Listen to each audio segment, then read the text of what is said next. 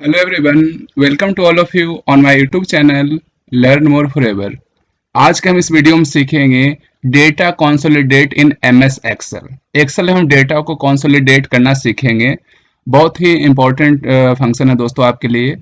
ठीक है, इसमें होता क्या, मैं एक्चुअली में आपको बता देना चाहता हूँ कि इसका डेटा कंसोलिडेशन का मतलब क्या होता है। डेटा कंसोलिडेट का मतलब ये होता है कि हम बहुत सारे फाइल का डेटा हम एक फाइल में ट्रांसफर कर सकते हैं। ठीक है, इसका मैं एग्जांपल देकर आपको समझाना चाहूंगा कि जैसे फॉर एग्जांपल कि कोई स्कूल है, उसमें सेमेस्टर वाइज एग्जाम होते हैं। ठीक है, सेमेस्टर 1, सेमेस्टर 2, सेमेस्टर 3। ठीक है, तो अगर हम सारे सेमेस्टर वाइज का जो भी एग्जाम हुआ है सभी का रिजल्ट हम एक अलग सीट पे देखना चाहते हैं, एक अलग फाइल पे देखना चाहते हैं, तो कंसोलिडेट हम कर सकते हैं। यानी सिंपल मीनिंग ये है कि जितने भी हमारे पास फाइल हैं सेमेस्टर 1 का, सेमेस्टर 2 का, सेमेस्टर 3 का, अलग अलग फाइल में बनाएंगे हम एक्सेल में और उसको एक फाइल में ट्रांसफर करके फाइनल रिपोर्ट देखना है। तो चलिए शुरू करते हैं। इसको दोस्तों आपको बिल्कुल स्टेप बाय स्टेप सीखना है। इसके 5 स्टेप है, इसको आप ध्यान से देख लीजिए। स्टेप 1 में ये है। तो दोस्तों अभी आपको ये चीज तो समझ में आएगा नहीं, मैं इस वीडियो में आगे आपको बताता हूँ, उसके अकॉर्डिंग आपको समझ में आएगा। तो इसके 5 स्टेप है, आप इसको ध्यान से देख लीजिएगा, ये बहुत ही यूजफुल है आपके लिए। चलिए फिर भी बता देता हूँ। यहाँ पर पहले फंक्शन है, यानी एग्जांपल में दिया था कि सेमेस्टर 1 का मैंने एक अलग फाइल बनाया है, सेमेस्टर 2 का अलग मैंने बनाया, सेमेस्टर 3 का अलग फाइल मैंने बनाया है। सभी को एक फाइल में करना है। तो यहाँ पर क्या करना है कि सभी फाइल जो भी सेमेस्टर वाइज नंबर आए हैं सभी एक फाइल में मतलब सम होके आ जाए। ठीक है, ये रेफरेंस होता है, ये उसका एड्रेस होता है, फाइल 1 का, फाइल 2 का, फाइल 3 का। इसको ऐड करना है, फिर आपको ये लिंक बनाना होता है। ठीक है, चलिए इसको देखते हैं। तो करना क्या है, सबसे पहले हम क्या करते हैं, यहाँ पर एक्सेल की फाइल ओपन करते हैं। ठीक है, अब आप देख सकते हो यहाँ पर हमारे पास एक एक्सेल की फाइल है। इसमें मैंने सेमेस्टर 1 के नाम से इसको सेव कर रखा है। लिखा हुआ है मार्कशीट ऑफ सेमेस्टर 1। सेमेस्टर 1 का मार्कशीट हमारे पास दे रखा है। ठीक है, तो यहाँ पर हम लोग क्या करेंगे, मार्क्स भर देंगे। ठीक है, यहाँ पर सभी बच्चों का नाम है, रुखसार, मनु गुप्ता और बहुत सारे बच्चे हैं यहाँ पर, सभी का मैंने यहाँ पर नाम लिख रखा है। ठीक है, इसी को मैंने सीट 2 पर भी लिख रखा है, सेमेस्टर 2 के नाम से। देखिए वही बच्चे हैं सेमेस्टर 2 में जो इन्होंने एग्जाम दिया, उसमें कितने नंबर इनको मिला है वो हम करेंगे। ठीक है, इसी तरह से हमारा सेमेस्टर 3 का भी हमने यहाँ बना रखा है। ठीक है, इसको इस तरह से हमने यहाँ फॉर्मेट में बना रखा है तीनों का। ठीक है, तो चलिए एक एक करके फॉर्मेट को फिल करते हैं।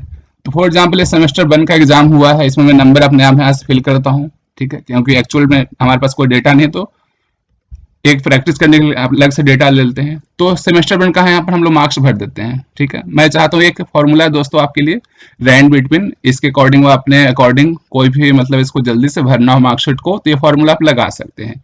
और ध्यान रखना दोस्तों, ये तभी आपको काम आएगा जब आप प्रैक्टिस करते हो दोस्तों, ये रियल में आपको नहीं यूज करना है। तो रैंड बिटवीन का एक होता है फॉर्मूला होता है, यानी मैं यहाँ चाहता हूँ 25 से लेकर 85 के बीच में यहाँ पर सभी बच्चों का नंबर अपने आप फिल हो जाए। यहाँ पर हमने कर दिया। फिर क्या करना है, सभी को सेलेक्ट करना है यहाँ तक जहां तक आपको मतलब भरना है।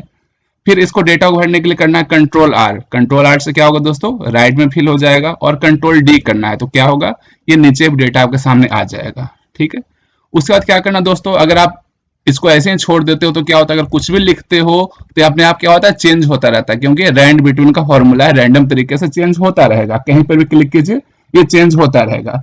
इसको फिक्स करना पड़ेगा दोस्तों। कैसे करेंगे, पहला प्रोसेस को सिलेक्ट कीजिए, कंट्रोल सी प्रेस कीजिए, फिर प्रेस करना आपको कंट्रोल ऑल्ट वी।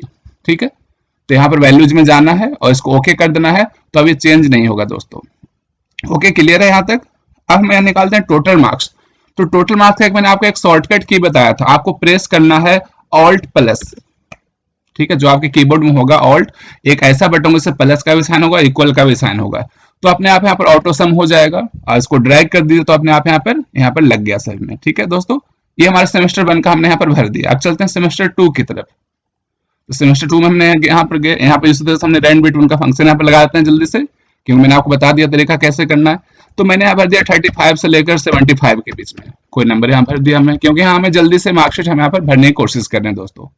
इसको सिलेक्ट कर दिया हमने। अब क्या करेंगे, अभी आपको प्रोसेस बताया था, तो क्या करना है, कंट्रोल आर राइट में फिल करने के लिए, कंट्रोल डी डाउन में फिल करने के लिए। फिर मैंने क्या बताया था प्रोसेस, कंट्रोल सी करना है, यानी फिक्स करने के लिए प्रोसेस दोस्तों। कंट्रोल सी कर दिया और सेकंड स्टेप क्या है हमारे पास, कंट्रोल ऑल्ट वी करेंगे, तो आपके पास ये वैल्यूज पे क्लिक करना है, ओके करना है, तो आपसे क्या होगा दोस्तों, ये चेंज नहीं होगा। और यहाँ पर फॉर्मूला आपको बताए रखा है शॉर्टकट की, ऑल्ट प्लस इक्वल वाला कीजिए और इंटर कीजिए और इसको ड्रैग कर दीजिए, तो आप देख सकते हो कि अपने आप यहाँ पर ये सभी में लग गया है। ओके, इस तरह से सेमेस्टर 3 में चलते हैं दोस्तों। तो यहाँ पर मैं वही लगाता हूँ, इक्वल टू रैंड बिटवीन का फंक्शन यहाँ पर लगा देता हूँ। ठीक है, यहाँ मैंने ले लिया कि 45 से लेकर 99 के बीच में जो भी नंबर आया यहाँ पर, इसको हमने इसको हमने यहाँ लिख दिया। इसको वही प्रोसेस करना, कंट्रोल आर से राइट, कंट्रोल डी से डाउन, कंट्रोल सी से कॉपी, कंट्रोल ऑल्ट वी करेंगे तो आपका क्या होगा दोस्तों, वैल्यूज पे जाना है, ओके करना है। ठीक है, अब तो आपको उम्मीद है कि अच्छे से क्लियर हो गया होगा कि हमने 3 सेमेस्टर में यहाँ पर लगा के आपको दिखाया है। और शॉर्टकट क्या है दोस्तों बताइए, यहाँ पर है ऑल्ट इक्वल, मतलब ऑल्ट प्लस इक्वल प्रेस कीजिए तो यहाँ पर शॉर्टकट की अप्लीकेबल हो जाएगा, टोटल मार्क्स आ गए दोस्तों। ठीक है, ये तो हो गया पहला स्टेप। ठीक है, बिल्कुल सिंपल सा प्रोसेस है। अब हमें क्या करना है, आप देख सकते हैं यहाँ पर 3 सेमेस्टर का मैंने यहाँ पर भर रखा है, सेमेस्टर 1, सेमेस्टर 2, सेमेस्टर 3, तीनों है। इसका हम एक अलग से रिपोर्ट फाइल मतलब देखना चाहते हैं दोस्तों। अगर आपसे पूछा जाए कोई कि मेरे पास 3 फाइल है, कोई अभिभावक आते हैं या कोई पेरेंट्स आते हैं तो आपसे पूछेगा अच्छा ये बताइए मेरे बच्चे का रिपोर्ट बताइए, फर्स्ट सेमेस्टर में कितने मार्क्स आए, सेकेंड में कितना है, थर्ड में कितना है। तो दोस्तों क्या करना पड़ेगा, आपको तीनों फाइल ओपन करना पड़ेगा, एक एक करके देखना पड़ेगा। क्यों ना एक ऐसा काम करे कि एक अलग से रिपोर्ट मतलब यहीं पर एक अलग से शो करे आपको, मतलब यहाँ पर अपने आप सेमेस्टर 1, सेमेस्टर 2, सेमेस्टर 3 लिखा हुआ आ जाए। ठीक है दोस्तों, ये एक एग्जाम्पल है, आप इसको किसी भी फील्ड में अप्लाई कर सकते हैं। तो चलिए करते हैं शुरू कि कैसे हमें करना। तो आपको देखिए यहाँ पर दोस्तों एक बार फिर से आप स्टेप देख लीजिए। मैं यहाँ पर इसी स्टेप को फॉलो करूंगा, जैसे कि यहाँ पर फर्स्ट स्टेप है, सेकेंड है, थर्ड है, फोर्थ है, 5 है, फोर्थ स्टेप है। तो इस स्टेप को मैं फॉलो करूंगा तो आप देख सकते हैं कैसे करता हूँ। तो चलिए शुरू करते हैं। तो सबसे पहले यहाँ पर मैंने एक हेडिंग बना लिया है। ओके, तो करना कि हम चाहते हैं कि यहाँ पर रिपोर्ट अपने आप एक जनरेट हो जाए, ना तो हमें यहाँ पर कोई नाम लिखना पड़े किसी बच्चों का और ना ही कोई मार्क्स लिखना पड़े। तो करना क्या, पहला प्रोसेस क्या था कि आपको यहाँ पे देखिए डेटा का फंक्शन आपको यहाँ दिख रहा है दोस्तों, ये डेटा टैब है, आप कर्सर को आपको यहाँ पे रखना है। तो हम लोग डेटा टैब पे गए तो यहाँ पे देखिए एक ऑप्शन होता है, इसका नाम है कंसोलिडेट। देखिए इसका लिखा हुआ है, इसका मतलब summarise data from a separate range consolidated the result in the single output range। इसका कह रहा है कि एक समरिक रूप में एक अलग से डेटा आपको दिखेगा। देखिए लिखा हुआ for example if you have worksheet of expense figure of each और रीजनल ऑफिस, यानी कह रहा है कि अगर पास बहुत सारे ऑफिस है, कोई एक्सपेंस है, जैसा कि मैंने आपको बताया किसी भी फील्ड में इसको कर सकते हैं दोस्तों। तो करना क्या, सबसे पहले यहाँ पर जाना है आपको, ये क्या है कंसोलिडेट, इस पर जाएंगे। ठीक है, यहाँ पे देखिए पहला प्रोसेस सम यहाँ पर करना है, आप इसको चेंज भी कर सकते हो, हम यहाँ चाहते हैं कि सम होके आ जाए। रेफरेंस में क्या करना है दोस्तों, ये सेकंड स्टेप है, आपको क्या करना है, सबसे पहले सेमेस्टर 1 पे जाना है, यहाँ पर गए, इसका आपको रेंज सेलेक्ट कर लेना है। रेंज को सिलेक्ट कर लिया सबको, हेडिंग के साथ, नेम्स के साथ मैंने कर लिया, इसको करना है ऐड। तो यहाँ पर देखिए दोस्तों ये ऐड होके आ गया रेफरेंस। अब क्या करना है, जो मतलब ये तो ऐड हो चुका है तो इसके हिस्ट्री को आप हटा दीजिए। ठीक है, इसको डिलीट कर दीजिए। अब क्या करना है दोस्तों, सेकेंड सेमेस्टर पे जाना है। तो यहाँ पर सेकेंड सेमेस्टर की फाइल पे हम लोग गए, इसको हमने क्या कर दिया, इसको सेलेक्ट कर लिया दोस्तों, यहाँ से इसको भी ऐड करेंगे और जो हिस्ट्री यहाँ पर है इसको डिलीट कर देंगे। अब इसी तरह से कहाँ पे जाएंगे, इस तरह से हम जाएंगे थर्ड सेमेस्टर पे जाएंगे और यहाँ पर भी डेटा हमने सेलेक्ट कर लिया। तो दोस्तों यहाँ पर थर्ड सेमेस्टर जरूरी नहीं कि 3 ही हो, और भी ज्यादा हो सकता है। अगर हम किसी दुकान की बात करें, हमारे पास 5 शॉप है और सबका सेल अलग अलग है, तो हम ऐसे भी बना सकते हैं। यानी ये आपको ये नहीं देखना है कि सिर्फ 3 ही फाइल का बनेगा, आप जितना मर्जी उतना बना सकते हैं, कंसोलिडेट कर सकते हैं दोस्तों। ये बहुत ही यूजफुल फंक्शन है आपके लिए।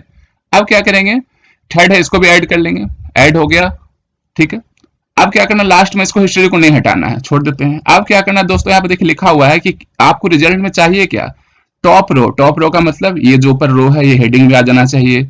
लेफ्ट कॉलम यानी जो लेफ्ट कॉलम जो आपको नेम दिख रहा है, जैसे रुखसार, मनु, गुप्ता, कीर्ति, जितने बच्चों का नाम है वो भी शो होना चाहिए और एक लिंक बन जाए दोस्तों। तो क्या करें, सबको यहाँ पर टिक मार्क करना है 1 2 3 और इसको कर दीजिए ओके। बस आपका रिपोर्ट तैयार है दोस्तों। चलिए देखते हैं रिपोर्ट। तो कहाँ पे देखेंगे, ये रिपोर्ट की फाइल हमारी अलग है, देखिए सभी बच्चों का आपको यहाँ पर दिखेगा। अब देखिए कैसे चेक करना, देखिए आपको यहाँ दिख रहा है प्लस का साइन दिख रहा है दोस्तों। अब देखिए सारे बच्चों के यहाँ पर है रिजल्ट हमारे सामने सेमेस्टर वाइज।